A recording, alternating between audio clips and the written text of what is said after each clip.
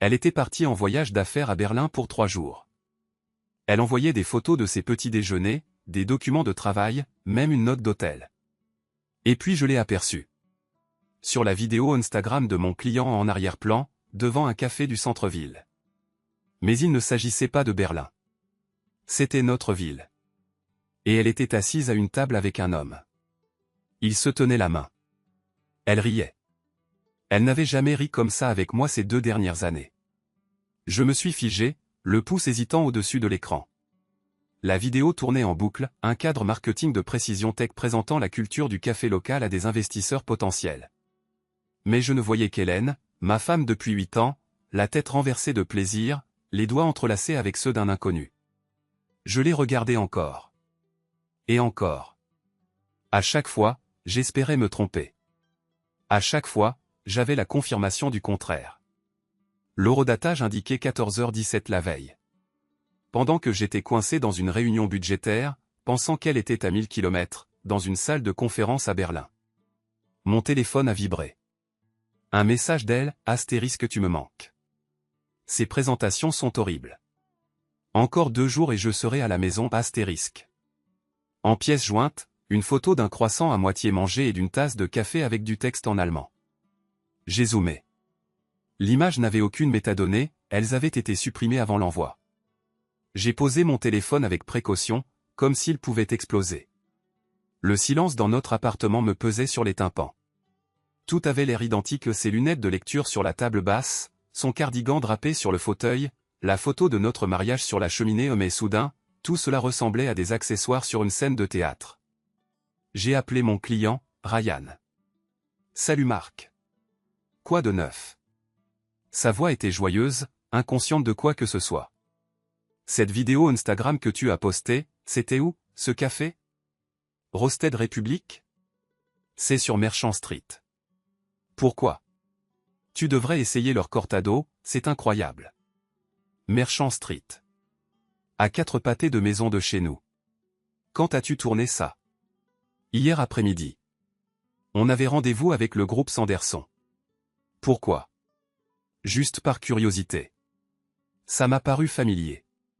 J'ai raccroché et me suis assis devant mon ordinateur. J'ai ouvert Localiser mes amis, l'application que nous avions installée il y a des années après qu'elle s'est perdue en randonnée. Elle ne l'avait jamais désactivée. D'après l'application, elle était à l'hôtel Hilton à Berlin. Je savais que c'était faux, maintenant. Les mains tremblantes, j'ai ouvert notre compte de téléphonie mobile.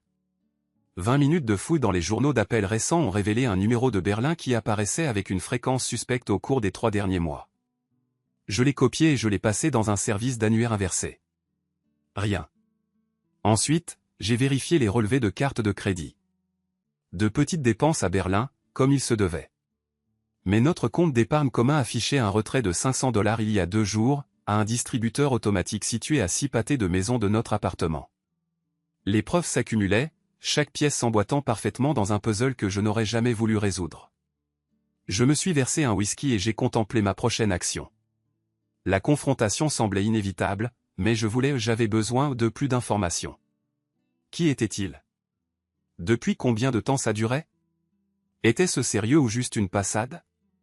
J'ai envisagé d'engager un détective privé, mais j'ai vite écarté cette idée. C'était quelque chose que je devais gérer moi-même. J'ai vérifié son Instagram et j'ai trouvé une publication de Berlin ce matin ou une photo générique de la porte de Brandebourg qui aurait pu être prise n'importe où. Les commentaires de ses amis étaient remplis d'envie pour son aventure européenne. Les mensonges étaient si élaborés, si soigneusement construits. Il ne s'agissait pas d'un moment d'égarement, c'était une tromperie calculée. J'ai ouvert son ordinateur portable, nous connaissions nos mots de passe respectifs, ou du moins je le croyais. Le mot de passe ne fonctionnait pas, changé récemment, apparemment. Encore un signal d'alarme. J'ai essayé sa tablette à la place. Succès. Sa boîte email s'est ouverte, et j'ai ressenti une brève pointe de culpabilité pour cette violation de sa vie privée. Mais cette culpabilité s'est évaporée lorsque j'ai vu un fil de discussion avec une compagnie aérienne, non pas pour un vol à destination de Berlin, mais une confirmation pour une réservation d'hôtel au lac Esidine, un complexe isolé à 2 heures au nord de l'État. La réservation était pour ce soir. Pour 2 personnes. Je me suis adossé, l'esprit en ébullition. Elle ne restait même pas en ville. La rencontre au café n'était qu'un rendez-vous galant avant leur escapade. J'ai vérifié l'heure, 15h30. D'après la confirmation, l'enregistrement au lac Ezidine était à 16h. Si je partais maintenant, je pourrais être là peu après leur arrivée. Mais après? Les affronter dans le hall d'entrée? Faire une scène? Ce n'était pas mon style, et je savais que cela ne me donnerait pas ce que je voulais vraiment, des réponses. Non, je devais être plus malin. Il me fallait un plan. J'ai pris mon téléphone et j'ai fait une réservation au lac Ezidine sous un nom différent. Puis j'ai préparé un sac de voyage, mes mains bougeant mécaniquement tandis que mon esprit essayait d'assimiler l'anéantissement de tout ce que je croyais savoir. Pendant que je conduisais, les souvenirs ont afflué. 8 ans de mariage. Les premiers jours où nous ne pouvions pas nous lâcher. Les traitements de fertilité qui ont échoué. La lente dérive que nous avons tous les deux fait semblant de ne pas voir. Avais-je été aveugle, ou simplement volontairement ignorant? Le soleil se couchait quand je me suis garé sur le parking du complexe hôtelier, projetant de longues ombres sur les jardins impeccables. Je me suis enregistré avec un sourire crispé et j'ai rejoint ma chambre, que j'avais demandé aussi proche que possible de la leur, sans éveiller les soupçons. Et puis j'ai attendu. À 19h30, mon téléphone a vibré. Encore un texto d'Hélène, astérisque je viens de rentrer à l'hôtel. J'ai dîné avec les clients allemands. Ils boivent comme si c'était un sport olympique. Je vais me coucher tôt. La conférence commence à 8h demain. Je t'aime astérisque. Le message m'a frappé comme un coup de poing dans le ventre. Le je t'aime désinvolte ajouté à la fin ou une phrase jetée en l'air dans une histoire inventée de toutes pièces. J'ai répondu par texto, astérisque dors bien. Je t'aime aussi, astérisque. Les mensonges coulaient maintenant facilement entre nous. À 20h15, je me suis posté dans le bar de l'hôtel, qui offrait une vue dégagée sur l'entrée du restaurant.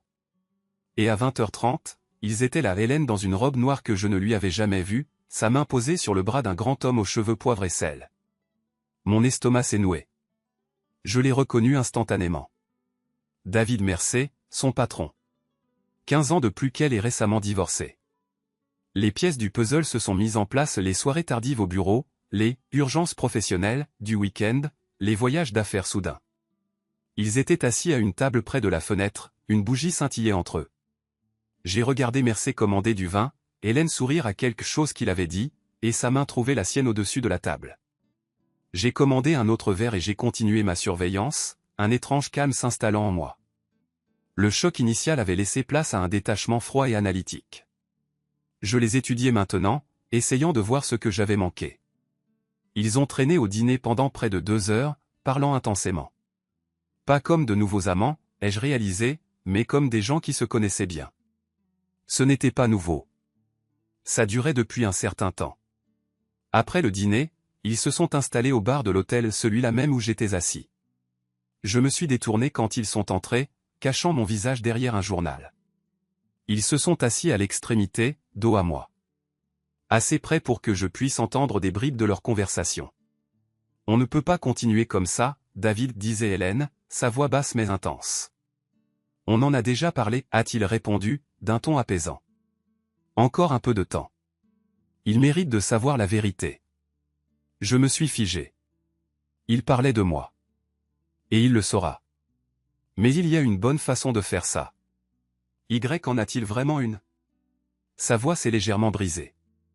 Y a-t-il vraiment une bonne façon d'annoncer à son mari qu'on est tombé amoureuse de quelqu'un d'autre? Les mots m'ont frappé comme des coups physiques.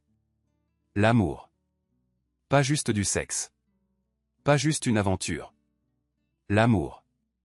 Tu as toi-même dit que le mariage était fini depuis des années, dit David avec douceur.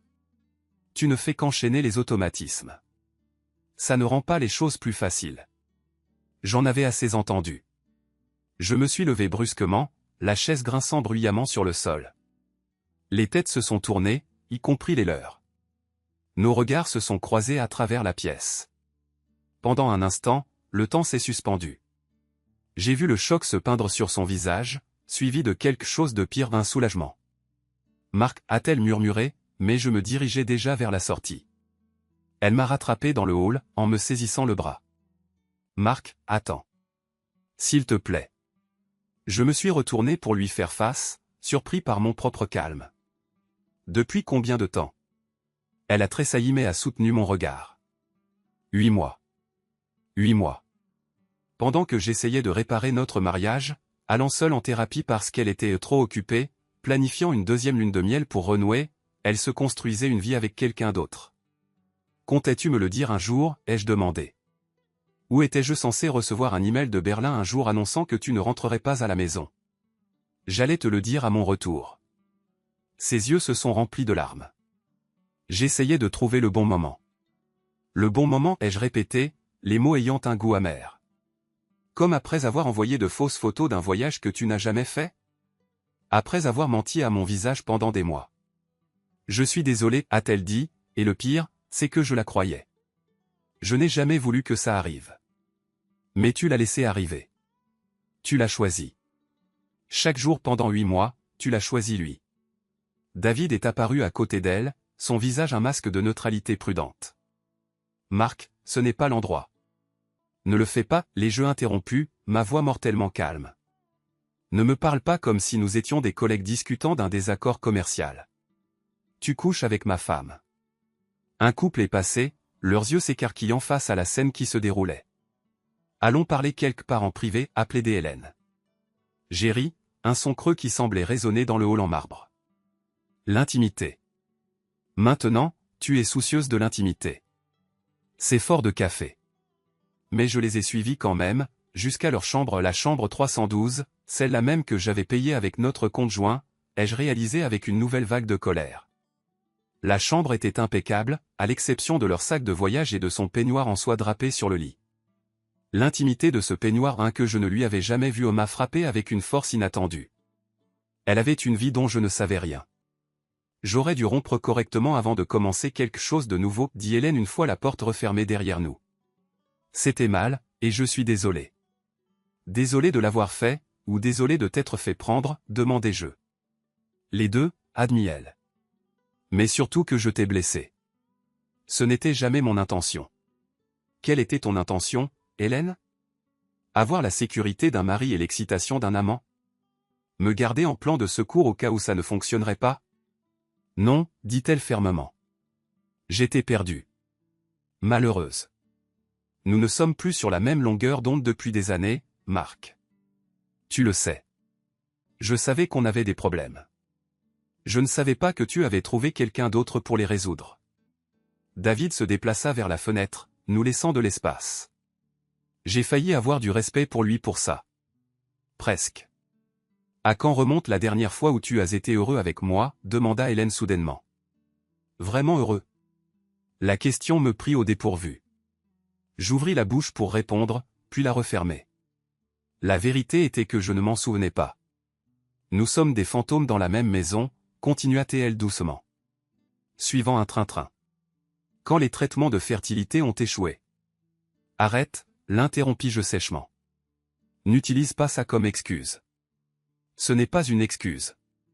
C'est ce qui s'est passé. On a arrêté de se parler. De vraiment se parler. On est devenus des colocataires qui avaient des rapports sexuels de temps en temps. L'honnêteté brutale me piqua, mais je ne pouvais nier la vérité dans ses paroles. Nous nous étions éloignés l'un de l'autre, lentement mais sûrement, jusqu'à ce que la distance entre nous devienne infranchissable. Alors tu as trouvé quelqu'un qui t'a fait rire à nouveau, dis-je en me souvenant de son apparence dans cette vidéo Instagram, insouciante, rayonnante, vivante. Elle acquiesça, les larmes coulant sur ses joues. Je n'ai pas cherché ça. Mais oui, j'ai trouvé quelque chose que je croyais avoir perdu. Et je n'ai pas pu y renoncer. As-tu jamais envisagé de te battre pour nous avec la même détermination? La question flottait dans l'air entre nous. David se tortilla mal à l'aise près de la fenêtre, témoin silencieux de la mort de notre mariage. J'ai essayé, dit-elle finalement. À ma façon, j'ai essayé. Mais toi non plus, tu n'étais pas heureux, Marc. Peux-tu honnêtement dire que tu l'étais? Je pensais à la routine dans laquelle nous étions tombés. Les dîners silencieux. Les baisers superficiels. Les vacances séparées parce que nos intérêts avaient divergé. La passion qui s'était lentement évaporée, ne laissant que l'habitude à sa place. Non, admis-je. Je ne l'étais pas. Quelque chose changea à ce moment-là, la reconnaissance que la trahison n'était peut-être pas la cause de nos problèmes, mais un symptôme de quelque chose qui s'était brisé bien avant l'arrivée de David. Je méritais quand même mieux que des mensonges, dis-je, ma colère remplacée par une profonde lassitude. Tu aurais pu me dire que tu étais malheureuse. Tu aurais pu demander le divorce avant de commencer quelque chose de nouveau. Tu as raison, dit-elle simplement. Tu méritais mieux. Nous avons parlé pendant des heures après cela, mettant à nu les ruines de notre mariage. David finit par s'excuser, nous laissant l'intimité nécessaire pour dire ce qui devait être dit. Il y eut des moments de colère, de larmes, d'une honnêteté douloureuse qui blessait jusqu'à l'os. Mais sous tout cela, il y avait un étrange sentiment de soulagement, comme si nous reconnaissions enfin une vérité que nous avions tous deux évitée pendant des années. Quand j'ai finalement quitté leur chambre, il était plus de minuit. Nous avions convenu qu'elle déménagerait à son retour en ville. Que nous entamerions immédiatement une procédure de divorce. Que nous essaierions d'être justes et gentils l'un envers l'autre tout au long du processus, malgré les circonstances qui nous avaient amenés ici. En retournant dans ma propre chambre, je me sentais vidé, creux. Tout ce que je croyais savoir sur ma vie s'était révélé être une illusion. Mon mariage. Mon avenir. Les fondations mêmes sur lesquelles j'avais bâti mon identité. Je me suis allongé sur le lit d'hôtel tout habillé, fixant le plafond. Mon téléphone vibra, un texto de Ryan, mon client, astérisque as-tu finalement testé ce café? Leur petit déjeuner est incroyable aussi, astérisque. J'ai pensé à répondre, mais j'ai plutôt posé le téléphone de côté. Le matin, je commencerai à reconstruire ma vie à partir de zéro. Mais pour l'instant, je me suis permis de ressentir tout le poids de ce qui avait été perdu, non seulement une femme, mais aussi l'histoire que je me racontais sur qui nous étions ensemble. Alors que l'aube se levait sur le lac, je me suis tenu à la fenêtre, regardant la brume s'élever de l'eau. Dans le parking en contrebas, je pouvais voir Hélène et David charger leurs bagages dans sa voiture. Ils bougeaient avec la synchronisation aisée de personnes habituées au rythme de l'autre. Je ne ressentais pas de haine en les regardant. Je ne ressentais même plus de jalousie. Ce que je ressentais était un étrange mélange de chagrin et de libération, pleurant la mort de quelque chose de précieux tout en reconnaissant que son temps était révolu. Quand ils sont partis, je ne les ai pas suivis. Au lieu de cela, j'ai quitté l'hôtel et j'ai pris une route différente pour rentrer chez moi, un itinéraire plus long qui serpentait à travers des forêts et de petites villes que je n'avais jamais visitées. Quelque part sur cette route inconnue, j'ai réalisé que la trahison m'avait changé de façon irrévocable. L'homme qui était entré dans cet hôtel n'existait plus. À sa place, il y avait quelqu'un de nouveau, quelqu'un avec les yeux grands ouverts et un avenir incertain. Quelqu'un qui comprenait que parfois les vérités les plus dévastatrices pouvaient aussi être les plus libératrices. 3 mois plus tard, j'étais assis en face d'Hélène, au cabinet de nos avocats, tandis que nous finalisions l'accord de divorce. Elle avait changé, elle paraissait plus légère, comme libérée d'un poids. Je me doutais que je n'étais pas le même non plus. « Tu es heureuse ?» lui demandai-je pendant que nous attendions que les documents soient préparés. Elle croisa mon regard, sans ciller. « Oui, dit-elle. Et toi ?» Je réfléchis attentivement à la question. La douleur n'avait pas complètement disparu, je doutais qu'elle disparaisse un jour. Mais j'avais commencé à reconstruire quelque chose de nouveau à partir des décombres. J'avais renoué avec de vieux amis. Accepté des projets stimulants au travail. J'étais même sorti avec quelques femmes, mais rien de sérieux pour l'instant. J'y arrive, répondis-je honnêtement. Elle hocha la tête, la compréhension dans les yeux. Je suis désolé, tu sais. De la façon dont j'ai géré les choses. Je sais. Et je savais. La colère s'était estompée avec le temps, laissant place à une perspective plus claire. Nous avions tous les deux contribué à la lente agonie de notre mariage. Sa trahison n'avait été que son dernier souffle. En signant les papiers qui mettaient officiellement fin à nos 8 années de vie commune, je réalisais que la vidéo Instagram qui avait déclenché tout cela m'avait en réalité rendu service. Elle m'avait forcé à voir ce que j'avais été incapable de voir pendant des années, que parfois, s'accrocher cause plus de dégâts que de lâcher prise. Devant le cabinet d'avocats, nous nous sommes dit nos derniers adieux. Pas de scène dramatique, pas d'embrassade larmoyante, juste 2 personnes reconnaissant la fin d'un chapitre. « Prends soin de toi, Marc, dit-elle. Toi aussi. » Je la regardais s'éloigner, le pas assuré et confiant. Puis je me retournai et pris la direction opposée, vers un avenir que j'étais enfin prêt à embrasser. Sa trahison avait brisé tout ce que je pensais savoir de ma vie. Mais à partir de ces morceaux brisés, je reconstruisais quelque chose de nouveau, quelque chose qui, avec le temps, pourrait même être plus fort que ce qui avait été perdu. Et, pour la première fois depuis des années, cette pensée me fit sourire. That's literally a song, or like a line from a song in a different musical.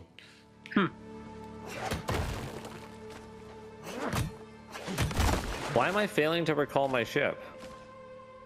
I don't know. Maybe somebody stole it. Is it currently boarding somewhere? No, there wasn't room on this beach with 3 giant ships on it already. Yeah. How rude. I know. Alright. Oh man, my boat just doesn't have room. I know. I just tried to put something into mine, and I'm like, well, that's... I kind of regret going with the small hold. I mean, you can get 100% of your supplies back. Yeah. Oh no. Yeah, but I like my 24 pounders, you know. But you can't have both now. You just said you regretted it. There's literally no way I can swim out that far. You don't have to. Just go to your inventory. Yeah, you can access. Oh, I forgot right. about Noobs. I only got 9 iron ore. If anyone wants me to carry more of that, I can. But or is there Let's more? talk to 15. No, Okay. this is tapped. Dropping these All right. because these are all not useful. There we go. Okay, cool. I'm ready to go to the camp. Fuck 'em up. I'm on your 6, Ted. Oh, by the way. I don't know if I should be. We're split up. Oh, are we? Yeah. No, we're right here. Oh, come on. Yeah, I really gotta get me I that missed. upgraded weapons. I feel like you guys come in and just wreck. Yeah, you I should haven't have upgraded done my that. gun. I want to upgrade my gun now. Because I do 2,000 damage with headshots right now. Yeah, that'd be sweet. I'm just totally missing every fucking slice. Oh, there's a bomb. Ow, ow, ow, ow! Oh, jeez. Ooh. I'm gonna run away and drink some potion. That's what I'm I'm gonna dead. do. Uh-oh. Oh, shit. Another bomb. Holy Oh, hell. shit. I'm They gonna go got- deal with that guy. Yeah, good idea. Do we have a bell on the beach over there? Or did we? Did we put a bell down? No. No. Yeah, but on a Not on different this one. beach. Not on this one. But it's on the island. Okay, yeah, it's yeah. on this island. Yeah. Oh, you fuck. Gotcha. Got me too. Oh, sailor's on your butt. Tapeworm. Oh, I should have grabbed more. I'm dumb.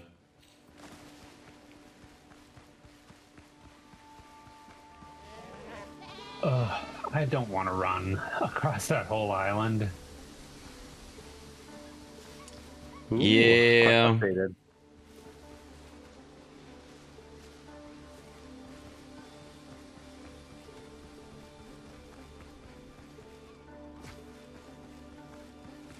Fuck up these tents. Oh, I'm missing the tent fucking up. Damn it. Yep. I'll describe it. It goes Okay. from being a tent to being nothing. And it's really a spectacle. So cool. Yeah.